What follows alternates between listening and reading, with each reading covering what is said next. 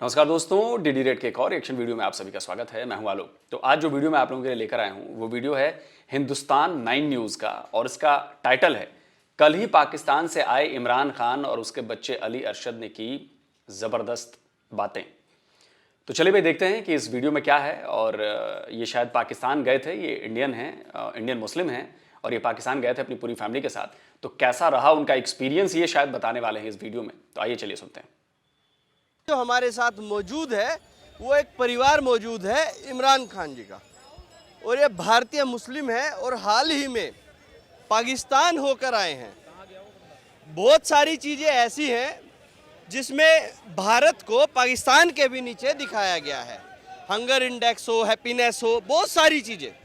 अब कुछ विदेशी एजेंसियां ऐसी हैं जो लगातार भारत को नीचे दिखाने का काम करती हैं, लेकिन मात्र 10 दिन पहले ही ये पूरे परिवार के साथ, ये इनके दोनों बेटे हैं, ये पाकिस्तान होकर आए हैं। अब ये बताएंगे कि क्या स्थिति है और माहौल क्या, भारत पाकिस्तान का फर्क क्या है। इमरान जी, सबसे पहले स्वागत है आपका हमारे चैनल पर। हाल ही आप पाकिस्तान घूम कर आए हैं और भारतीय मुसलमान हैं, इसमें बहुत चीज़ों का कहीं ना कहीं एक अलग तरह की बातें सामने आएंगी निकल कर। अब कुछ लोगों का कहना है कि पाकिस्तान की जो स्थिति है वो भारत से बहुत बढ़िया है कई मामलों में, हैप्पीनेस हो, हंगर इंडेक्स हो। अब आप बताएं पाकिस्तान में क्या स्थिति रही थी, कैसा था माहौल वहाँ? पहले तो मैं आपको करेक्ट कर दूं कि 10 दिन पहले नहीं, मैं कल ही वापस आया हूं। कल ही पाकिस्तान से कल ही वापस आए और ये दोनों बेटे मेरे साथ में थे और इन्होंने बखूबी बहुत लेकिन एक बात समझ में नहीं आई कि पता नहीं, शायद ये आगे बताएंगे कि भाई वीज़ा वगैरह तो बंद हैं, तो फिर ये कैसे गए, वाया कहाँ गए, क्योंकि इंडियंस का वीज़ा भी वहाँ पे नहीं लग रहा या पाकिस्तानियों का वीज़ा भी नहीं लग रहा। वो किसी दूसरे देश के अगर हैं नागरिक, जैसे अमेरिकन पाकिस्तानी हैं या ब्रिटिश पाकिस्तानी हैं, तो शायद आना जाना हो सकता है। अब पता नहीं इमरान जी और इनकी फैमिली कैसे गई पाकिस्तान, शायद बताएं। मतलब मुझे भी जानने की इच्छा है कि भाई गए कैसे। नज़दीक से हालात देखे हैं वहाँ के। देखिए, जिनको बदनाम करना है वो किसी भी हालत में बदनाम करेंगे, लेकिन सच ये है कि जितना गर्व यहाँ महसूस होता था हमें कि भाई हम अपने देश में, हम हिंदुस्तान में, वहाँ जाके हमें उससे ज़्यादा गर्व महसूस हुआ कि हम हिंदुस्तानी हैं। अच्छा, आप ये देखिए कि बातें करने को तो हम बहुत लंबी लंबी बातें कर लें, एक अलग चीज़ है, लेकिन भाई साहब जब विरोधी भी तारीफ़ करने लगे तो इट मीन्स यही है कि हम कामयाबी की तरफ चल रहे हैं। तो पाकिस्तान में जाकर इमरान खान जो भारतीय मुस्लिम है उसको और भी ज़्यादा गर्व महसूस होता है। और वो लोग इस चीज़ पे, कई लोग ऐसे मिलेंगे जो पछता रहे हैं कि यार हमारे बड़े वहाँ से क्यों आ गए थे। पाकिस्तान में कुछ लोग पछता रहे थे कि हम भारतीय क्यों नहीं है। देखिए, सबसे तो हम नहीं मिल सकते, जितने लोगों से भी मुलाकात हुई, जिस भी महफिल में जिक्र हुआ, हमारे हिंदुस्तान का ज़रूर जिक्र हुआ और उन्होंने इस बात को माना कि भाई आप लोगों का देश जो है वो तरक्की कर रहा है और हम और आप तो कहीं भी मुकाबले पे नहीं हैं। लेकिन राहुल गांधी तो लंदन में जाकर कहते हैं कि भारत की स्थिति खराब है। प्रधानमंत्री नरेंद्र मोदी ने स्थिति खराब कर दी, लोकतंत्र खतरे में है, लोगों के साथ जाति हो रही है, और इसी लाल किले से कहा था धर्म के नाम पर राजनीति हो रही है। लेकिन मैं तो आपकी बातें सुनकर ही हैरान हूँ। सर, जहाँ सरकारी रेट ही गेहूं का 100 रुपये किलो खुला हो, सोचे वहाँ की जनता का क्या हाल होगा। मटन की दुकान पे मटन लेने चले हैं, सॉरी टू से, कि 2000 रुपये किलो है। क्या करेगा आदमी? आटा 250 रुपये किलो इस वक्त में है, प्याज 250 रुपये किलो इस वक्त में है, तो क्या करेगा आदमी उस हाल में। अब गांधी जी कुछ भी कहते रहें, देख के तो हम आए हैं ना भाई, कि हमें वही चीज़ यहाँ 20 रुपये किलो में एक आम आदमी ख़रीद रहा है और एक आदमी वहाँ जो है ना वो 250 रुपये में उसी किलो में उसी चीज़ को ख़रीद रहा है। देश की 60% से ज़्यादा लोग देश के बाहर हैं, सिर्फ इस वजह से कि वहाँ ना कोई आय के साधन है, ना वहाँ कोई नौकरी का कोई अपॉर्चुनिटी है कि भाई हमें जॉब मिल जाए, प्राइवेट मिल जाए, गवर्नमेंट जॉब मिल जाए। तो 60 से 70% के बीच का सिनेरियो ये है कि लोग अपने देश से बाहर हैं। लेकिन एक एजेंसी है, उन्होंने कहा कि भारत में लोग पाकिस्तान से ज़्यादा भूखे मर जाते हैं, भारत के लोग पाकिस्तान से कम खुशहाल लोग हैं। अब वो उन्होंने कौन से एरिया में देखा होगा वो, और क्या सोच के उन्होंने रिपोर्ट बनाई होगी। मैं कहता हूँ सर, ट्रेनों का हाल देखें। मुझे एक जगह से दूसरी जगह यात्रा करनी थी, 175 किलोमीटर स्लीपर क्लास का, नॉन रिजर्वेशन। वहाँ की करेंसी में मैंने जब 3 टिकट लिए तो 2700 रुपये के टिकट थे, एक टिकट 900 रुपये का था। मैं यहाँ से 700 रुपये का टिकट लेके यहाँ से गोवा चला जा सकता हूँ, वो भी स्लीपर में, रिजर्वेशन में। आप ये देखिए इसको क्या कहेंगे, 2100 किलोमीटर का 700 रुपये और 250 किलोमीटर का 900 रुपये। तो आप ना देखने वाला वो देखेगा जो उसके मतलब की चीज़ होगी। अब वो रेंटिंग एजेंसी ने पता नहीं क्या देख लिया यहाँ, वो उसको वो जगह जाके देखनी चाहिए ना कि एक वक्त का भी खाना जो लोगों को मैसर नहीं हो पा रहा है। हाँ जी, स्थिति डामाडोल है पाकिस्तान। डामाडोल ये है कि सर वहीं उन्हीं लोगों का कहना ये था। मैं पाकिस्तानियों के जो है ना शब्द दिए हैं ना वही आगे रिपीट कर रहा हूँ कि 300 रुपये के करीब को डॉलर छू रहा है उनकी करेंसी में, और अगर ये 300 को पार कर गया तो श्रीलंका से बदतर हालत पाकिस्तान के। उस देश की होने। लेकिन भारतीय विपक्ष का तो कहना है कि श्रीलंका से बदतर हालात मोदी जी भारत के कर देंगे। भाई साहब मेरा अपना ये कहना है और पूरे दावे के साथ कह रहा हूँ, ये बच्चे मेरे गवाह इस चीज़ के मेरे साथ थे जब वो मेरे देश का जिक्र करते थे ना। अगर मैं यूँ बैठा होता था ना, मैं कसम खाता हूँ अपने परवरदिगार की, छाती मेरी यूँ हो जाती थी, मैं इंडिया वाला हूँ, मैं हिंदुस्तानी हूँ। मैं कसम खा के कहता हूँ भाई साहब। पाकिस्तानियों के सामने छाती चौड़ी हो है, 56 इंच वाला तो नहीं हो जा रहा था। वो 56 से थोड़ा कम है मेरा लेकिन भाव 56 वाले। लेकिन गर्व से कि यार वाकई हम हिंदुस्तानी हैं। गर्व हो रहा था। गर्व। वापिस आप तक आता हूँ, बच्चों से बात है। क्या नाम है बेटा? अरशद खान। तुम भी पाकिस्तान गए हो? कल ही पाकिस्तान से वापिस आए। हाँ, क्या देखा तुमने? अगर भारत और हिंदुस्तान और पाकिस्तान की बात करें, क्या फर्क देखा तुमने? वहाँ पे हर जगह डस्ट बहुत रहती है और यहाँ पे बहुत कम रहती है, पर यहाँ पे भी थोड़ी ज़्यादा है, पर वहाँ इससे ज़्यादा कम रहती है, ज़्यादा है। और ट्रेन वहाँ के लोगों का क्या हाल था? क्या वहाँ के लोग तुम्हें लग रहा था जैसे भारतीय लोग, यहाँ की जो टेक्निकल चीज़ें हैं, क्या वो खुशहाली वहाँ पर भी दिख रही थी जैसे यहाँ के खुशहाल लोग? वहाँ ऐसी जितनी यहाँ पे है ना हमें सुविधा दी जाती है उससे ज़्यादा बहुत कम है, वहाँ पे बहुत कम है। ट्रेनों में भीड़ बहुत ज़्यादा रहती है, रश। बताया इस बच्चे ने कि हमारे यहाँ एक ट्रेन ऐसी लॉन्च हुई है, वो तो वो सारे यहाँ के फाड़ फाड़ के ऐसे देख रहे थे जब इसने बताया उसकी स्पीड 330 है और ये वो सारी चीज़ें। एग्जैक्ट तो ये है क्योंकि बच्चे ज़्यादा ये पढ़ रहे हैं, तो मैं अपने वक्त में कम पढ़ा, तो इनको ज़्यादा नॉलेज है देश के बारे में, तो वो लोग हैरान हो के उस चीज़ को सुन रहे थे, देख रहे थे। और जब ये बच्चे इस्लामाबाद पहुँचते हैं ना, तो वहाँ ग्राउंड में इन्होंने अपना वो फ्लैग बोला, जी ये नया हिंदुस्तान है। जो घर में घुस के बस इतना कह के ये खामोश हो गए कि, और जैसे ही वो अपना कह जी हम यहाँ लहराएंगे तिरंगा, अच्छा। तो वो एक सिक्योरिटी वाला उसने मतलब मैं ये भी नहीं कहूँगा कि उन्हें हमें कुछ गाली वाली दी, जो सच बोलना है वो, तो उन्होंने तिरंगा बोला कि नहीं सर हमारी जो है ना थोड़ा सिक्योरिटी का सिक्योरिटी मसला है। सिक्योरिटी। तो ये वो बच्चे हैं जो आज के वो बच्चे हैं जो दूसरे देश में भी जाके जो है ना तिरंगा लहराने की पाकिस्तान में दोनों बच्चों ने भारत का झंडा लहराया। दोनों बच्चे ये क्या गर्व महसूस हो रहा था पाकिस्तान में जाके? गर्व तो कुछ ज़्यादा ही हो रहा था, और वहाँ के लोग जो हैं वो भी मतलब उनका तो मूड का पता नहीं, लेकिन हमें देख के बहुत ज़्यादा खुश हो रहे थे। इंडिया से आए हो? अरे हम एक शॉप पे गए, वहाँ पे हमने स्ट्रॉबेरी ली, हमने 100 रुपये दिए, फिर बाद में बताया हमने हम इंडियन है, पैसे वापस दे निकाल के स्ट्रॉबेरी फ्री खिलाई और अलग से खरबूजा भी दिया हमें काट के। इंडिया वाले एक चीज़ चलिए, इस चीज़ के लिए देखिए ये दोनों तरफ होता है।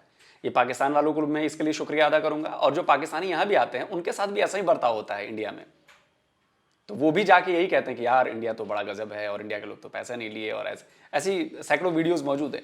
तो चलिए इसके लिए तो थैंक यू भाई, अच्छे काम की तारीफ हमेशा करनी चाहिए।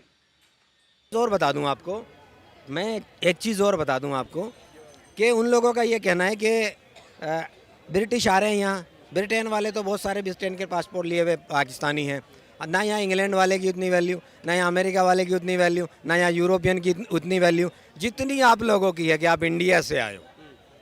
एक पुराना टाइम था, एक रुपया तकरीबन बराबर था, 1 रुपया पाकिस्तानी 1 रुपया हिंदुस्तानी बराबर था। आज का अगर नई जनता को पता है तो मैं आपके कैमरे पे बताता हूँ, आज का हमारे रुपए की वैल्यू 3 रुपये 40 पैसे पाकिस्तानी रुपए के बराबर है। ये होती है तरक्की, इसे कहते हैं तरक्की यार।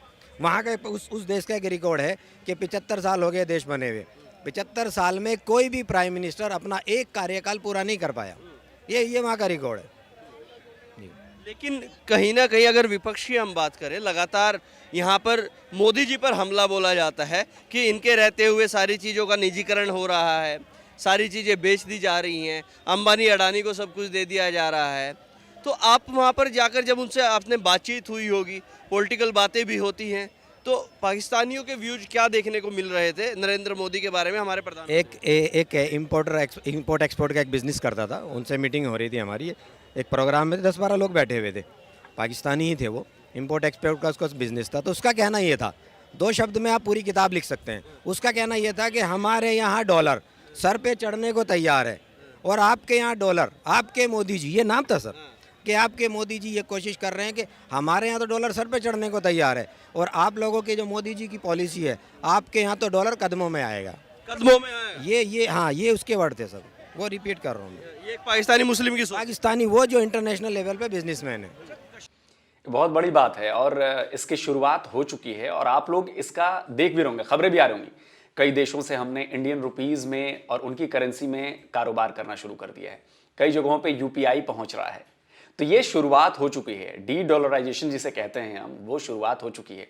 और जहां तक मुझे लग रहा है कि इसमें चाइना भी है, इसमें रशिया भी है, ये सब ठीक है, हमारे आपस के मतभेद हो सकते हैं, लेकिन ये जो डॉलर का नेक्सस है इसको तोड़ना है और उसके लिए काम चालू हो चुका है और इंडिया इसमें बहुत इंपॉर्टेंट रोल प्ले कर रहा है।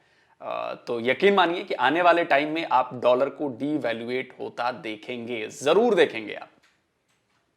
कश्मीर को लेकर और खालिस्तान को लेकर वहाँ पे जो आवाम की सोच है, क्योंकि आईएसआई पूरा प्रायोजित करता है उनके चीज़ों को, आपको लगता है कि आईएसआई से भी लोगों की वहाँ पे अब नाराज़गी हो गई है, वहाँ की हुकूमत से भी, कि हिंदुस्तान के साथ दोस्ती करो, दुश्मनी से कुछ नहीं होने वाला? वहाँ के लोगों का क्या व्यू था इस पर?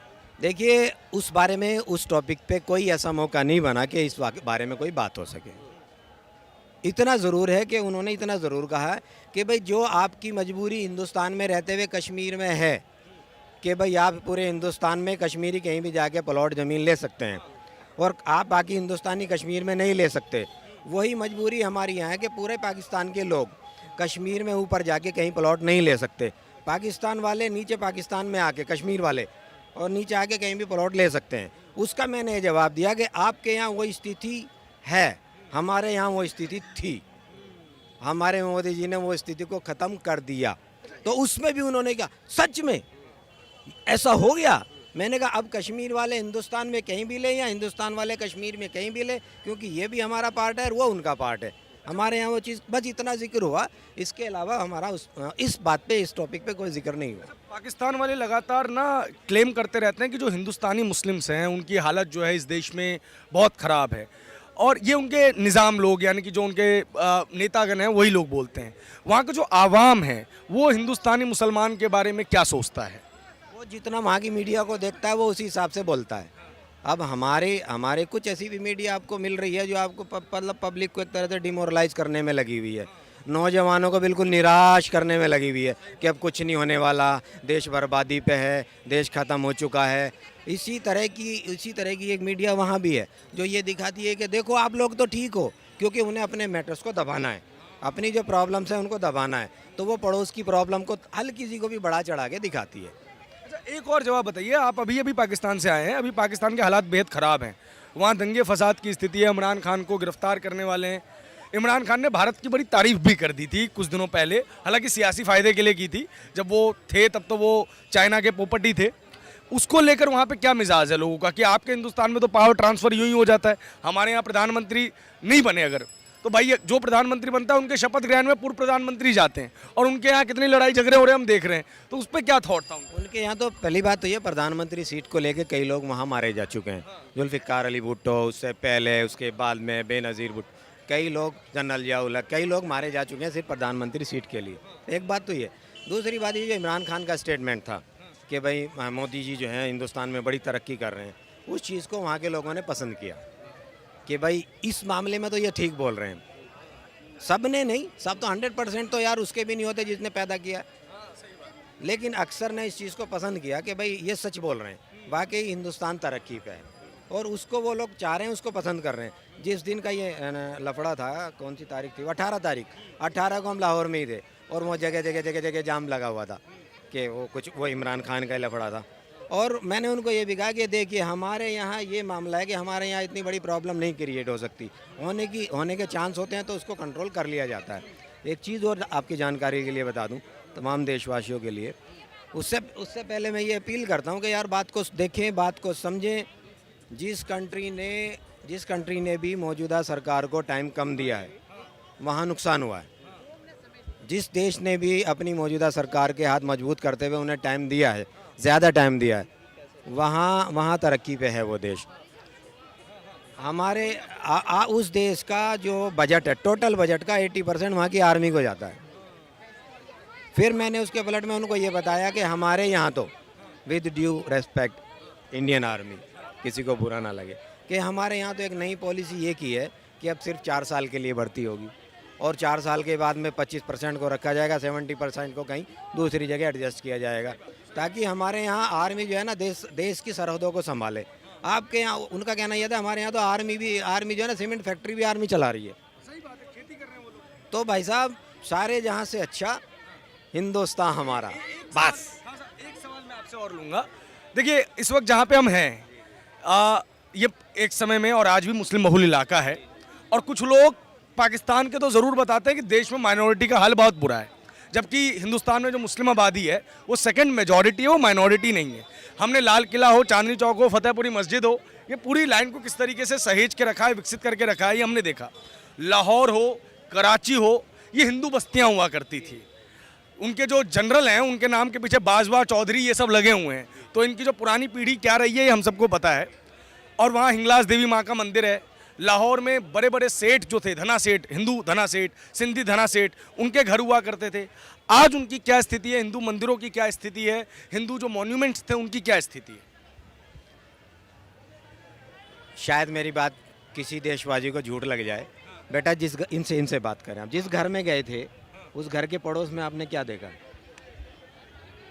मंदिर था वहाँ पुराना? हाँ, पुराना कितना पुराना था? काफ़ी बहुत ज़्यादा पुराना मंदिर था। और और बताया था कि ये कब का था, आज़ादी से पहले का था कि बाद का था? पहले का था, आज़ादी से पहले का था। वहाँ गुरुद्वारे भी बहुत है, वो वैसे के वैसे ही है। आज भी वो हिफाजत में है।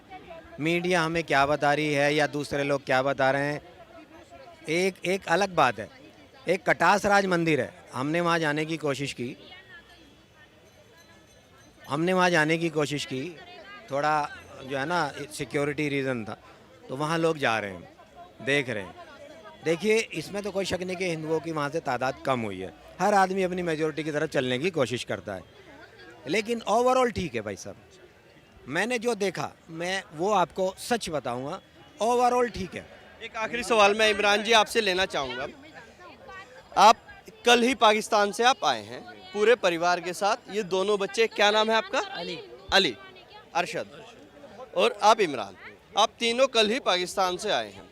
धर्म के नाम पर जो देश अलग हुआ और कुछ मुस्लिम यहाँ पर भी रुके, जिनका मानना था ये मिट्टी हमारी है, हम इस वतन से मोहब्बत करते हैं, वो यहाँ पर रुके। आपको क्या लगता है कि भारत में जो मुसलमान हैं वो ज़्यादा खुद को गर्वित महसूस करता है, सुरक्षित महसूस करता है, या जो पाकिस्तान का मुसलमान है जो धर्म के नाम पर गया है वो ज़्यादा अपने आप को गर्वित महसूस करता है? जब मैंने बॉर्डर पार किया ना भाई साहब, मेरे बच्चे ये आप इनसे पूछ सकते हैं, जब मैंने जैसे बॉर्डर पे अपनी यूँ कदम रखना चाहा तो अपना कदम पीछे करके पहले मैंने अपनी धरती को चूमा, क्योंकि मुझे गर्व यहाँ आके हो सकता है।